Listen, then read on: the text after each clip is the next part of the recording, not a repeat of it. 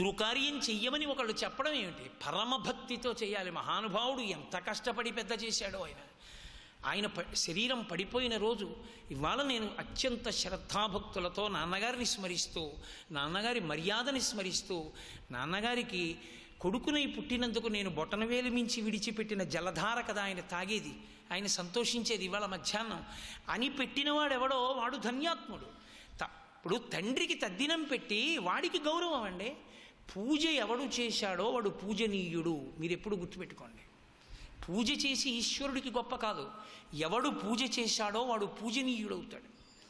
ఒక్కటే గుర్తు, నాకు మీరు ఉపకారం చేశారు ఏదో, నేను మీరు కనపడ్డప్పుడు అయా మీరు నాకు గత సంవత్సరం వచ్చినప్పుడు అంత ఉపకారం చేశారు, నేను జ్వరంతో ఉంటే ఓ నేను డాక్టర్నండి అని నన్ను పిలిచి పక్కకి తీసుకెళ్ళి పరీక్ష చేసి మందులు ఇచ్చారు, అంత ఉపకారం చేశారు, నాకు జ్ఞాపకం ఉంది, చాలా సంతోషం అన్నాను అనుకోండి. ఇప్పుడు నేను కృతజ్ఞతని ఆవిష్కరించడం చేత ఆయన ఏమంటాడంటే ఎంత గుర్తుపెట్టుకున్నాడండి, ఏడాదైనా ఒక్కసారి టెస్ట్ చేసి ఓ పారాసెటమాల్ ట్యాబ్లెట్ ఇచ్చినందుకు ఎంత గుర్తుపెట్టుకుని కృతజ్ఞత చెప్పాడండి. పూజించడం వల్ల పూజనీయత పెరుగుతుంది. మీరా గుర్తొచ్చింది ట్యాబ్లెట్ ఇచ్చారు ఏంటి, ఇంతోటి ఓ పారాసెటమాల్ ట్యాబ్లెట్ ఇచ్చినందుకు అదొకటి పెద్ద గుర్తుగా చెప్తున్నారా నాకు అన్నాను అనుకోండి, ఓరి కృతజ్ఞుడా అనుకోరు. ఇంతోటి దానికి నువ్వు పెద్ద ప్రవచనం ఒకటే అనుకోరు. పూజనీయత దేని వలన వస్తుందంటే పూజించడం వల్ల వస్తుంది. పూజించినవాడు పూజనీయుడు, పూజించని వాడు పూజార్హుడు కాడు. నీ తల్లిదండ్రులకే తద్దినం పెట్టని నీకు పూజార్హత ఎక్కడిది? అసలు నీకు పూజార్హత ఏడు, దర్శనయోగ్యత లేదు, నీ ముఖం చూడకూడదు, మహాపాపం. కాబట్టి తల్లిదండ్రులకి తద్దినమే పెట్టనివాడు, వాళ్ళు అసలు ఉన్నారో చచ్చిపోయారో కనుక్కోనివాడు, అంతటి దరిద్రానికి దిగజారిపోయినవాడు మాధవుడు. ఆయన రాజులతో కలిసి వెళ్ళాడు. కపిలతీర్థం దగ్గర వాళ్ళు తద్దినం పెట్టారు. ఎందుకంటే కపిలతీర్థం దగ్గర తద్దినం పెడితే పొరపాటున ఎప్పుడైనా తల్లిదండ్రులకి కానీ అంతకుముందు 3 తరాల్లో కానీ తద్దినం పెట్టని దోషాలు ఏమైనా ఉంటే పోవాలి అంటే ఈ దేశం మొత్తం మీద దానికి తగిన స్థానము కపిలతీర్థం ఒక్కటే, వెంకటాచలంలో. అందుకని కపిలతీర్థంలో తద్దినం పెడుతున్నారు వాళ్ళు తద్దినం పెడితే ఈయనకి గుర్తొచ్చింది. అప్పుడు ఈయన శాస్త్రం చదువుకున్నాడుగా, అరే నా తల్లిదండ్రులకి నేను తద్దినం పెట్టలేదు, ఇప్పుడు నేను పెట్టాలి. తద్దినం పెట్టేటప్పుడు ఒక నియమం ఉంటుంది, తను ఏది తింటాడో అటువంటి పదార్థమే పెట్టాలి. తను రోజు చక్కెరకేళి అరటిపండు తింటాడు అనుకోండి, భక్తకి చక్కెరకేళి అరటిపండు పెట్టాలి, అంతేగాని గుళ్ళో దేవుడి అరటిపండ్లు ఉంటాయి, రూపాయికి 5 ఇంతే ఉంటాయి, అలాంటివి తీసుకురాకూడదు. అవి దేవాలయాల ముందు ప్రత్యేకంగా కడతారు. ఆ గెల్లు లోపల బిక్కుబిక్కుమంటూ ఆయనకి ఎప్పుడూ పాపం అవే ఆకుపచ్చగాను పచ్చిగాను ఉంటాయి, ఇలా ఒలిస్తే ఆ తొక్క రాదు, అంటుకుపోతుంది, అవే ఆయనకి పెడతారు. వీడు రాత్రి తినడానికి చక్కెరకేళి అరడజన కొనుక్కుని పెడతాడు వేరే, అవి వీడివి పట్టుకెళ్ళలో దేవుడు అరటిపళ్ళు అంటారు అని. సిగ్గేస్తుంది చూస్తే, ఆహా ఎంత కృతజ్ఞులను స్వామిని ఎందు అని. కాబట్టి ఆ తద్దినం పెట్టేటప్పుడు తల్లిదండ్రులకి తానేది తింటాడో అది పెట్టాలి. అసలు తినడానికి తనకేమీ లేకపోతే మట్టి ముద్ద పెట్టాలి, తనకేమీ లేదు కాబట్టి. రామచంద్రమూర్తి గారపిండి ముద్దలు పెట్టారు అయోధ్యకాండలో. కౌసల్య చూసి ఏడిచింది, నా కొడుకు గారపిండి ముద్ద దర్భల మీద పెట్టాడంటే నా కొడుకు గారపిండి ముద్ద తిని బతుకుతున్నాడు, చక్రవర్తి కుమారుడు ఇంత దయనీయ స్థితిలో ఉన్నాడు అంది. రాముడు ధర్మాత్ముడు, తానేం తింటాడో అది తద్దినం పెట్టాడు. ఈయనకి తినడానికి ఆ గారపిండి కూడా లేదు, అందుకని మట్టి ముద్ద పెట్టాడు. పెట్టి తండ్రికి తద్దినం పెట్టాడు. ఎప్పుడైతే తల్లిదండ్రులకి తద్దినం పెట్టాడో ఘోరపాతకము ఉపశమించింది. ఇప్పుడు ఏదో వాళ్ళు తిని విడిచిపెట్టేసిన పదార్థం ఏమైనా ఉంటే ఆ పదార్థం తిన్నాడు, వాళ్ళందరూ కొండెక్కుతున్నారు, ఈయన కొండెక్కడం మొదలుపెట్టాడు. కపిలతీర్థం వెంకటాచలంలో మహాద్భుతమైన క్షేత్రం. ప్రత్యేకించి కపిలతీర్థం యొక్క శక్తి ఏమిటో తెలుసా అండి? అది పాతాళలోకంలో ఉన్న లింగం. దాన్ని కపిల మహర్షి పూజ చేసేవారు. అది ఒకసారి భూమిని భేదించుకుని పైకొచ్చి ఊర్ధ్వలోకాల వైపుకి వెళ్ళిపోతుంటే కామధేనువు చూసి గబగబా వచ్చి దాని మీద నిలబడి క్షీరధారలతో అభిషేకం చేసి మా వర్ధస్య ఇక పెరగవద్దంది. కామధేనువు యొక్క ప్రార్థన చేత పెరగడం మాని నిలబడిపోయిన శివలింగం కనుక, కపిల మహర్షి చేత పూజింపబడిన లింగం కనుక దానికి కపిలలింగము అని పేరు. అందుకే పాతాళే పూజితం పూర్వం కపిలేన మహాత్మనః. ఆ లింగమే భూమి మీద దేవతలందరూ ప్రార్థించడం చేత కపిలలింగంగా ఆవిర్భవించింది. కపిల తీర్థంలో ఉన్న గొప్పతనం ఏమిటో తెలుసా అండి?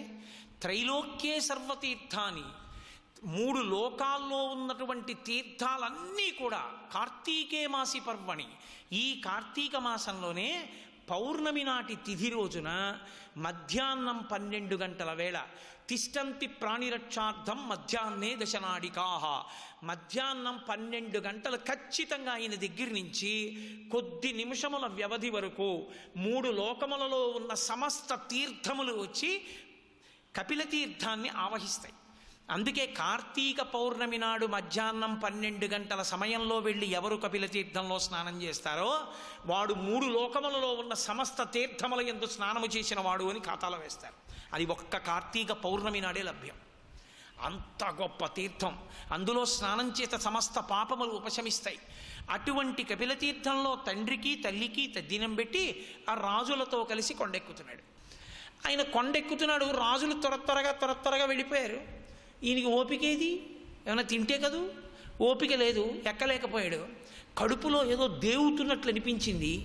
ఆ బాధ ఓర్చలేక వెంకటాచల పర్వతం వంక చూసి తన తలని వెంకటాచల పర్వతం మీద ఆంచి 2 చేతులు పెట్టి సేద తీరాడు. వెంకటాచల పర్వతం సాలగ్రామములు కూడా, రాళ్ళు, చెట్లు, పుట్టలు అన్నీ కూడా శ్రీమన్నారాయణుణ్ణి సేవించడం కోసం వచ్చినటువంటి దేవతల యొక్క, ఋషుల యొక్క అంశలు. అందుకే భగవద్ రామానుజులు 7 కొండల మీదకి వెళ్ళినప్పుడు శరీర శోధన కింద చేసుకున్నారు. శరీర శోధన అంటే మలమూత్రములను కింద విడిచిపెట్టేసేయడం. ఇక పైకి వెళ్ళిన తర్వాత విడిచిపెట్టకూడదని శరీర శోధన చేసుకుని అరికాళ్ళు కొండకి తగులుతాయేమోనని 2 కాళ్ళకి తాళ్ళు కట్టి 2 కాళ్ళు పైకెత్తి భుజాలకేసి కట్టేసుకున్నారు. కట్టేసుకుని మోకాళ్లతో పైకెక్కారు. రామానుజుల మిట్ట అని మోకాళ్ళ పర్వతం అంటారు. ఇప్పటికీ పరమ గౌరవంతో నా కొడుకు వెంకటాచలం నాతో వస్తే ఆ ప్రదేశాన్ని మాత్రం మోకాళ్లతోనే ఎక్కుతుంటాడు. రే కొంచెం మనిషి బరువయ్యో, ఇప్పుడు ఆ మోకాళ్ళు కొట్టుకుపోయి రక్తం వస్తుంది కదా, ఆ అలవాటు మానేయి అంటే, వద్దు నాన్నగారండి, అన్నాళ్ళు ఓపికంటే అన్నాళ్ళు అలాగే ఎక్కుతానని అలాగే ఎక్కుతుంటాడు మోకాళ్ళ మీద. కాబట్టి అంత పరమపావనమైనటువంటి కొండ, అంత పావనమైన కొండ మీద దేవతలు, ఋషులు అందరూ కూడా ప్రచ్ఛన్నంగా మొక్కలుగా, రాళ్లగా, శిలలుగా అక్కడ ఉంటారు. ఈయన ఎప్పుడైతే తన తల వెంకటాచల పర్వతానికి తాటించి 2 చేతులు వేసి నిలబడ్డాడో ఈయనలో ఉన్నటువంటి సమస్త పాపములను కూడా వెంకటాచల పర్వతం కాల్చింది. అది ఆ పర్వతానికి ఉన్న లక్షణం. ఆయన వెంటనే తనలో ఉన్న పాపాన్ని కక్కాడు. కక్కేటప్పటికీ అప్పటి వరకు పైకి కనపడకుండా చెట్లగా పుట్టలుగా ఉన్నటువంటి దేవతలు, ఋషులు ఒక్కసారి ముక్కులు మూసుకుని యథారూపాలతో పైకి లేచి వడివడిగా కొండకి పక్కకి వెళ్ళిపోయారు. చిచ్చి చిచ్చి చిచ్చి, ఎంత దుర్వాసన, ఎన్ని పాపాలు చేశాడు ఈ దుర్మార్గుడు అన్నారు. ఆయన పాపాన్ని వాంతి చేసుకోగానే వెంకటాచల పర్వతం పాపాన్ని కాల్చేసింది. ఆయన ఇప్పుడు తేజోస్వరూపుడై నిలబడ్డాడు. 33 కోట్ల మంది దేవతలు ఆకాశంలో నిలబడితే బ్రహ్మగారు హంసవాహనం మీద వచ్చి కిందకి దిగి ఆ 2 చేతులతో తల పట్టుకుని ముందుకి వంచి మూర్ధన్య స్థానమును ఆఘ్రాణించి, ఒరే నాయన ఇంకొంచెం ముందుకెళ్ళి స్వామి పుష్కరిణి కనపడుతుంది, స్వామి పుష్కరిణిలో స్నానం చేయి. నీవు ఈ కొండ ఎక్కినటువంటి కారణం చేత, స్వామి పుష్కరిణి యందు స్నానం చేసిన కారణం చేత ఈ పర్వతమునకు వెంకటాచల పర్వతమని పేరు. వేం పాపం కటతే యస్మాత్ పాపదహన శక్తితః వెంకటాచలమిత్యేవ నామదేవస్తదా జగుహు.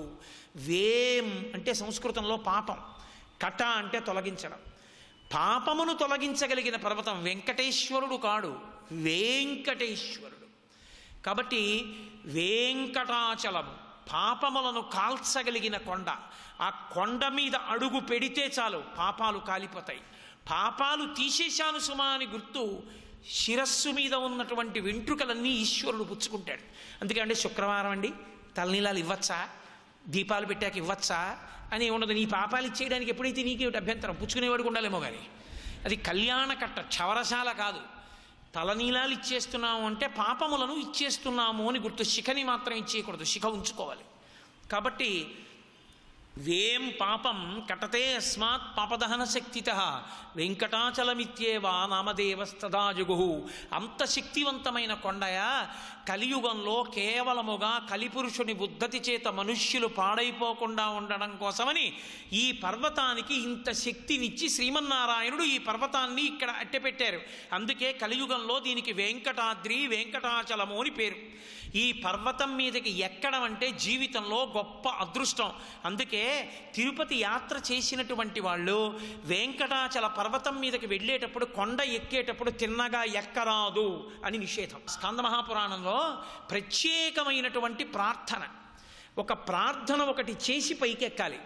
అందులో మనం పర్వతాన్ని అడుగుతాం, సాక్షాత్ శ్రీమన్నారాయణుడు నీ మీద వెలిసి ఉన్నాడు, అటువంటి మహానుభావుడున్న ఈ కొండ పాపములను కాల్చగలిగినది, దిక్కులేక నేను కాళ్లతో మట్టుతూ నడుస్తూ నీ కొండ ఎక్కుతున్నాను, ఓ పర్వతమా నా పాపాన్ని క్షమించు, నాకు శ్రీ మహావిష్ణు దర్శనం చేయించు, శ్రీమన్నారాయణ దర్శనం చేత నన్ను పునీతుణ్ణి చేసి నా పాపములను పోగొట్టు అని ప్రార్థన చేసి కొండ ఎక్కాలి. అంత గొప్ప పర్వతం వెంకటాచల పర్వతం. కాబట్టి కృతే వృషాద్రిం వక్ష్యంతి త్రేతాయాం అంజనాచలం ద్వాపరే శేషశైలం తు కలౌ శ్రీవేంకటాచలం నామాని యుగభేదేన శైలాస్తాస్య భవంతి. అంత గొప్ప పర్వతం. ఆ పర్వతం మీద ఉండేటటువంటివన్నీ కూడా యోగులే, ప్రచ్ఛన్న రూపాలతో అలా ఉంటారు. అటువంటి కొండ మీద నిలబడ్డం, అటువంటి కొండ మీద శ్రీనివాసుణ్ణి, ఆ మహానుభావుణ్ణి, ఆ వెంకటేశ్వరుణ్ణి సేవించడం, ఆయనకి రకరకాల ఉత్సవాలు చేయడం జీవితంలో మహద్భాగ్య విశేషం. లోకంలో వెంకటేశ్వర సుప్రభాతము అంటే అంత ప్రఖ్యాతి పొందడానికి కారణం అది. వెంకటేశ్వర సుప్రభాతంలో కొన్ని శ్లోకాలు అయోమయంగా ఉన్నట్లుగా అనిపిస్తాయి. నిజమే, యథార్థంగా చెప్పాలి అంటే నాకు కూడా ఇప్పటికీ వెంకటేశ్వర సుప్రభాతంలో అసలు ఆ శ్లోకం ఎందుకుందో నాకు అర్థం కాదు. శ్రీస్వామి పుష్కరిణి కప్లవ నిర్మలాంగా శ్రేయోర్తినో హర విరించి సనందనాద్యా ద్వారే వసంతి పరవేత్ర హతోత్తమాంగా. అసలు ఆ శ్లోకం చదువుతున్నప్పుడు నాకు ఆశ్చర్యంగా ఉంటుంది, ఈ శ్లోకం సుప్రభాతంలోకి ఎలా వచ్చింది. నేను ఎందరో పెద్దలను అడిగాను కూడా, ఈ శ్లోకం ఇలా ఉండొచ్చా, అసలు ఇది ఎలా ఉంది ఈ శ్లోకం సుప్రభాతంలో. నాకు తెలుసున్న పెద్దలందరూ ఒకటే మాట చెప్పారు, మాకు అర్థం కాలేదు ఈ శ్లోకం అసలు ఎలా ఉందో అని.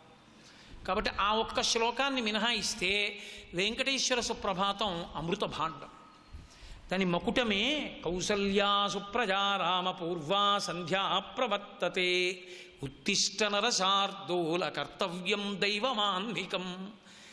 ప్రపంచంలో సుప్రభాతాన్ని ఈశ్వరుడికి ప్రత్యక్షంగా పలికినటువంటి ఘనత పొందినవాడు విశ్వామిత్రుడు ఒక్కడే.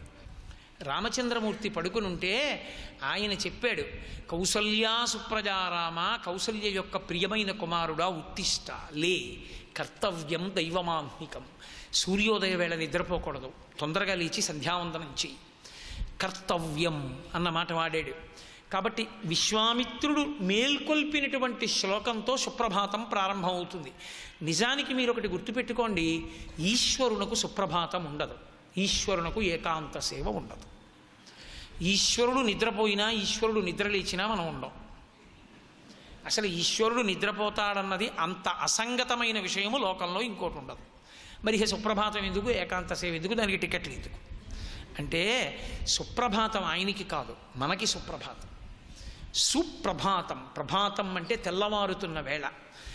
ఆ వేళలో మీరు ఈశ్వరుణ్ణి స్మరించాలి, అందులో పరవశించిపోవాలి. ఆకాశ సింధుక మలాని మనోహరాణి ఆదాయ పాదయుగమర్చయితుం ప్రపన్నాహ. ఆకాశం ఎర్రగా ఉందయా, పూర్వదిక్కు సూర్యోదయం అవుతోంది, వెంకటాచలపతి నిద్రలే. ఆయన పడుకున్నాడని, ఆయన నిద్రలేస్తాడని, నిజంగా ఆయన నిద్రలేచాడనుకోండి, నిజంగా ఆయన నిద్రలేచి మీకు ఏమో అన్ని మాటలు పిలుస్తున్నావు, రా రా రా రా అన్నాడు అనుకోండి, స్వామి చాలా సంతోషం అని మీరు ఎదురుగుండా నిలబడతారా? ఆయన నిజంగా మీ దగ్గరికి వస్తే నిద్రలేచి మామూలుగా లేచి వస్తాడా? నేను ఇంట్లో స్నానం చేస్తున్నాను అనుకోండి, తెల్లవారుజామున స్నానం చేస్తుండగా నా కొడుకు మాట వినపడింది అనుకోండి, వీడేం వస్తున్నాను అనలేదే, ఇది అబ్బాయి కంఠం వినపడుతుంది, వీడు ఇప్పుడు వచ్చాడు హైదరాబాద్ నుంచి అని స్నానం చేస్తున్నవాడిని నీటి చప్పుడు ఆపి పంపు కట్టేసి అలా వింటున్నాను అనుకోండి, ఏమిరా ఇప్పుడు వచ్చావు అకస్మాత్తుగా, కళ్ళు ఎర్రగా ఉన్నాయి, రాత్రంతా నిద్రపోలేదా? అమ్మ ఏమిటో 2-3 రోజుల నుంచి నాన్నగారు కల్లోకి వస్తున్నారమ్మా, రే వచ్చావా అని నాన్నగారు అన్నట్టు, నాన్నగారు పక్కన కూర్చోబెట్టుకున్నట్టు, నాన్నగారు తొడ మీద చెయ్యేసి మాట్లాడుతున్నట్టు నాన్నగారే కనపడుతున్నారమ్మా. ఒకసారి నాన్నగారిని చూసి వెళ్ళాలనిపించి రాత్రి జనరల్ కంపార్ట్మెంట్ ఎక్కి వచ్చేసానమ్మా అన్నాడు కొడుకు. ఇది వినపడింది తండ్రికి. ఇప్పుడు గబగబా ఒళ్ళు తుడుచుకుని, ప్యాంట్ వేసుకుని, టక్ చేసుకుని, బెల్ట్ పెట్టుకుని, తలకాయ దూకుని కొడుకు దగ్గరికి వస్తాడా? తువ్వాలు మొలకి చుట్టుకుని గబగబా తలుపు తీసేసి ఆ నొరకతో బయటకు వస్తాడు. ఎరా నాన్న, నా గురించి వచ్చేసావా నిద్ర లేకుండా అనడు తండ్రి. అలా అననివాడు తండ్రి అవుతాడా? అలాగే వచ్చేస్తాడంతే. కాబట్టి ఈశ్వర లేవండి లేవండి లేవండి అని మీరు పిలిస్తే ఈశ్వరుడు అలంకారాలన్నీ చేసుకుని మీకు కనబడతాడా? కమలాకుచ చూచుక కుంకుమతో నియతారుడి తాతుల నీలతనో కమలాయత లోచన లోకపతే విజయీభవ వెంకట శైలపతే. అక్కడికి వెళ్ళేటప్పటికి దర్శనమైంది, సంతోషం అనరు. విజయీభవ వెంకట శైలపతే, ఈశ్వరా మీకు విజయమగుగాక. ఎందుకు ఆ సంతోషం అంటే ఆయన ఎంత ప్రేమతో లేచి వచ్చేసాడంటే పిల్లల దగ్గరికి, కమలాకుచ చూచుక కుంకుమతో నియతారుండి తాతుల నీలతనో, అసలే నల్లగా ఉండే శరీరం. రాత్రి లక్ష్మీదేవిని గట్టిగా కౌగలించుకుని పడుకున్నావు. పడుకున్నప్పుడు లక్ష్మీదేవి యొక్క కుచుమలకు అలదుకున్నటువంటి కుంకుమ నీ శరీరానికి అంతటికీ అంటుకుంది. ఎర్రని చుక్కలతో కూడుకున్నటువంటి నల్లని శరీరంతో ఉన్న నువ్వు పైన వస్త్రం కూడా కప్పుకోకుండా నడువు కట్టుకున్న దాన్ని కట్టుకున్నట్టుగా పిల్లల కోసం బయటకు వచ్చేసావు. అసలే మా కనురాపుకి నీకు దృష్టి తగులుతుందేమో భయం. ఈశ్వరా ఇలా కనపడితే నీకు ఎక్కడ కనురాపు తగులుతుందో మా కోసం వచ్చేసావా? కప్పేసుకోండి కప్పేసుకోండి కప్పేసుకోండి ఉత్తరి. విజయీభవ వెంకట శైలపతే. నీ మనసు పొంగితే సుప్రభాతం. నీ మనసు పొంగలేదనుకోండి, ఉతినే పుస్తకం అంటే కమలాకు చచూచక కుంకుమతో నియతారుండితాతుల నీలతనో ఎవడకు కావాలది? నీ మనసు పొంగినది సుప్రభాతం. నీ మనసు పొంగినది ఏకాంత సేవ. అన్నమయ్య అనుభవించాడు ఏకాంత సేవ అంటే ఏమిటో. దొంగనీవని సతులు నవ్వుచున్నారా ముంగిటారాడరా మోహనాకార జో అచ్యుతానంద జోజో ముకుంద అన్నాడు. ఆ అనుభవించిన హృదయం ఎక్కడుందో అక్కడ ఏకాంత సేవ ఉంటుంది. అనుభవించిన చోట సుప్రభాతం ఉంటుంది. అనుభవించకుండా చదివిన చోట ఏమీ ఉండదు, చదవడమే మిగులుతుంది. కాబట్టి అది ఉత్సవమునందు అనుసంధానం చేసుకుంటారు. అది సుప్రభాతం. అందుకే సుప్రభాతంలో కూర్చోకూడదు, ఏకాంత సేవలో నించోకూడదు. రెండూ నియమాలు. సుప్రభాతం కూర్చుని చదవకూడదు, నిలబడి చదవాలి. ఏకాంత సేవలో నిలబడకూడదు, కూర్చుని ఉండాలి. అందుకే వెంకటాచలంలో మనం ఉన్నాము అని మానసికంగా ఒక భావన చేసి ఉన్మీల్య నేత్రయుగముత్తమ పంచరస్తా పాత్రా వశిష్టక దళీప లపాయసాని భుక్వా సలీలమదకేళి శుకాపఠంతి శ్రీ వెంకటాచలపతే తవ సుప్రభాతం. ఈశ్వర చిలుకలు అరుస్తున్నాయి, పళ్ళు తింటున్నాయి, రసాల్ని అందించుకుంటున్నాయి. తెల్లవారుతోందని గుర్తు. నిద్ర లేవండి. ఎంతకీ నిద్ర లేవలేదు. ఏం చెప్తాం? రేఖామయధ్వజ సుధాకలచాత పత్ర వజ్రాంకుశాంబురుహ కల్పక శంఖ చక్రై అని ఆ దివ్య చిహ్నములు చెప్తాం. ఇంకా నిద్ర లేవలేదు. అప్పుడు ఏమంటాం? అదిగో ఆ నందవ్రజంలో మీరు ఆవులతో గోపాల బాలులతో వెళ్ళినది గుర్తు రావట్లా, లేవండి అంటారు. అంటే ఇవన్నీ తలుచుకుని భక్తుడు మురిసిపోతాడు. జీవితంలో సుప్రభాతం చదవడం ఒక గొప్ప అదృష్టం, అది గొప్ప ఉత్సవం. వెంకటాచలంలో ఆయన అలంకార ప్రియుడు.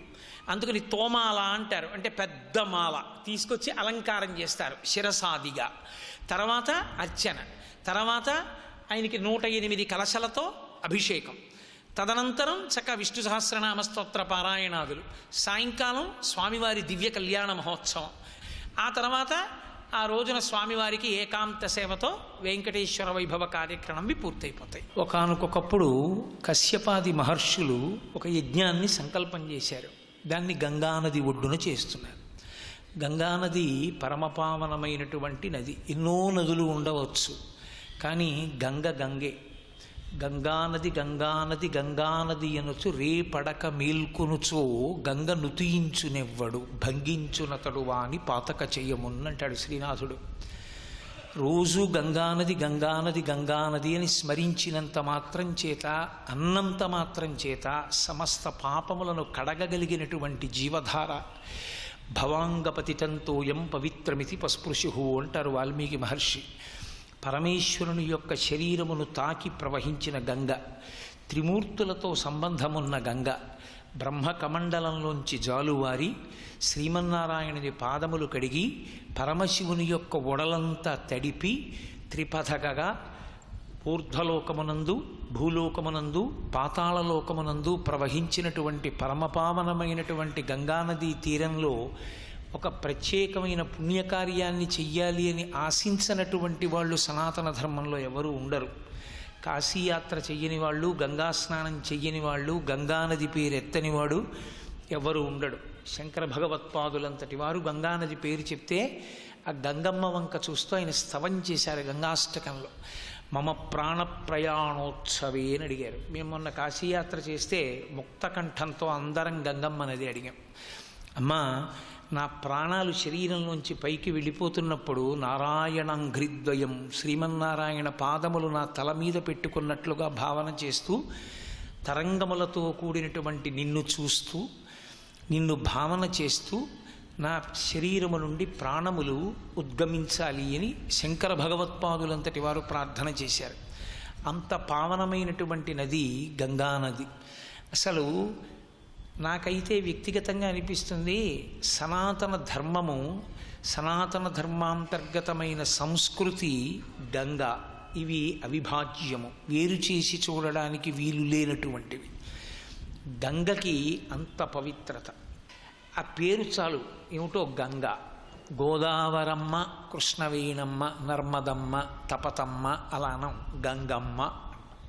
గంగా అంటేనే అమ్మ.